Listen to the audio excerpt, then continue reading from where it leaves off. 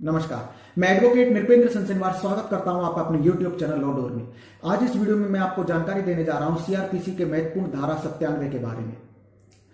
जो कि स्पष्ट रूप से कहती है कि यदि किसी व्यक्ति का सदोष रूप से परिरोध कर लिया गया, यानी कि उसे रोक कर रख लिया गया है, बंद कर दिया गया है, या फिर उसे अवैध हिरासत में रख लिया गया है उसकी इच्छा के विरुद्ध, तो ऐसी स्थिति में मजिस्ट्रेट उस व्यक्ति के संबंध में क्या महत्वपूर्ण आदेश पारित कर सकेगा।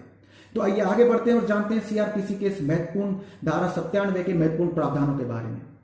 दरअसल सीआरपीसी की धारा 97 स्पेसिफिकली यह कहती है कि जब भी किसी डिस्ट्रिक्ट मजिस्ट्रेट यानी कि डीएम,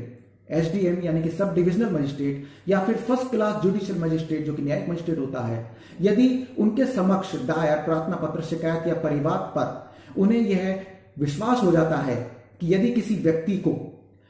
गलत तरीके से, अवैध तरीके से रोक कर रखा गया है, बंद कर लिया गया है, या फिर उसे अवैध हिरासत में रखा गया है, उसका सदोष परिरोध कर लिया गया है, तथा वे ऐसी परिस्थितियां जो कि अपराध की श्रेणी में आती हैं, तब वह संबंधित मजिस्ट्रेट उस व्यक्ति के संबंध में तलाशी वारंट जारी कर सकता है। तथा ऐसा तलाशी वारंट पुलिस अधिकारियों को भी प्रेषित किया जाएगा या फिर किसी ऐसे व्यक्ति को प्रेषित किया जाएगा जो कि उस व्यक्ति की तलाशी ले सकता, उस व्यक्ति के बारे में तलाशी ले सकता है।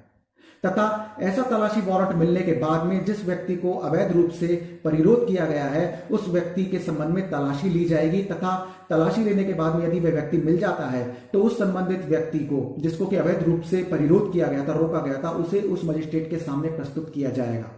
तथा वह संबंधित मजिस्ट्रेट सभी परिस्थितियों और स्थितियों को ध्यान में रखते हुए उस संबंधित व्यक्ति के संबंध में आदेश पारित करेगा कि वह व्यक्ति कहां पर जाना चाहता है, कहां पर रहना चाहता है, तथा उस व्यक्ति की इच्छा अनुसार उस व्यक्ति के संबंध में आदेश पारित किए जाएंगे। सीआरपीसी की धारा 97 स्पष्ट रूप से डीएम, डिस्ट्रिक्ट मजिस्ट्रेट या जो कि जिला कलेक्टर भी हो सकता है, सब डिविजनल मजिस्ट्रेट जो कि उपखंड अधिकारी होता है, उपखंड मजिस्ट्रेट होता है, तथा न्यायिक मजिस्ट्रेट जो कि फर्स्ट क्लास जुडिशियल मजिस्ट्रेट होता है, इन्हें स्पेशल तरीके से एम्पावर करती है, अधिकारिक करती है कि वह किसी व्यक्ति के संबंध में तलाशी वारंट जारी कर सकती है।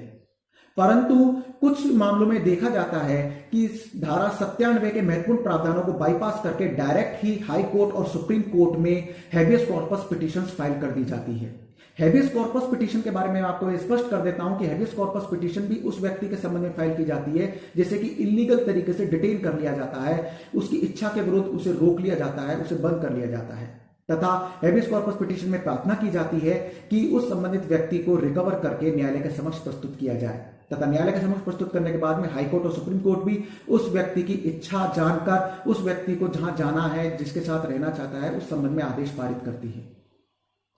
अभी हाल ही में माननीय सुप्रीम कोर्ट के सामने एक ऐसा ही मामला आया था जिसमें कि याचिकाकर्ता जो कि 28 साल का था, उसने एक 20 साल की युवती से शादी की थी,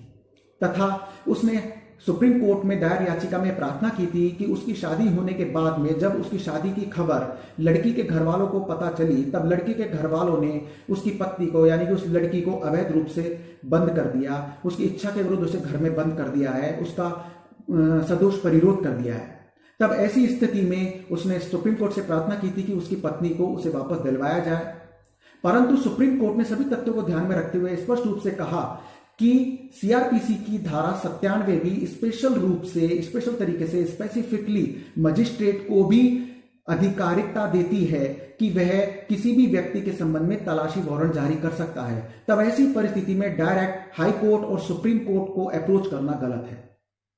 तो अतः इस जानकारी से स्पष्ट है कि यदि आप किसी व्यक्ति के संबंध में, जो कि आपका कोई भी परिचित हो सकता है, आपकी पत्नी हो सकती है या फिर आपका पति हो सकता है, यदि आप उसको रिकवर करवाने के लिए या फिर यदि आपको यह लगता है कि उसका किसी ने इलीगल तरीके से परिरोध कर लिया है, सदोष रूप से परिरोध कर लिया है, उसे रोक कर रखा है, अवैध हिरासत में रखा है, तो आप हाई कोर्ट या सुप्रीम कोर्ट की शरण लिए बिना सबसे पहले सीआरपीसी के प्रावधानों के अनुसार धारा 97 का सहारा लेते हुए मजिस्ट्रेट के समक्ष प्रार्थना पत्र, शिकायत या परिवाद दायर कर सकते हैं। तथा आपके ऐसे प्रार्थना पत्र पर मजिस्ट्रेट को यह शक्तियां दी हुई हैं कि वह उस संबंधित व्यक्ति के संबंध में तलाशी वारंट जारी करेगा, तथा उस व्यक्ति को यदि वह मिल जाता है तो संबंधित पुलिस अधिकारियों के द्वारा उस व्यक्ति को मजिस्ट्रेट के सामने प्रस्तुत किया जाएगा, तथा उसके संबंध में, उसके पक्ष में आदेश भी पारित किए जाएंगे।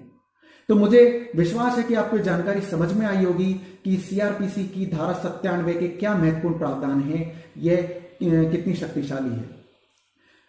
तो आपको जो भी अगर कोई शंका हो तो उसे आप मेरे कमेंट बॉक्स में लिख सकते हैं, मैं उनका समाधान करने का पूरा प्रयास करूंगा। तथा साथ ही मेरे इस वीडियो को भी आप शेयर, लाइक और सब्सक्राइब जरूर करें, जिससे कि किसी जरूरतमंद तक पहुंचे और वह भी सीआरपीसी के सेक्शन 97 के महत्वपूर्ण प्रावधानों के बारे में समझ सके, उन्हें जान सके।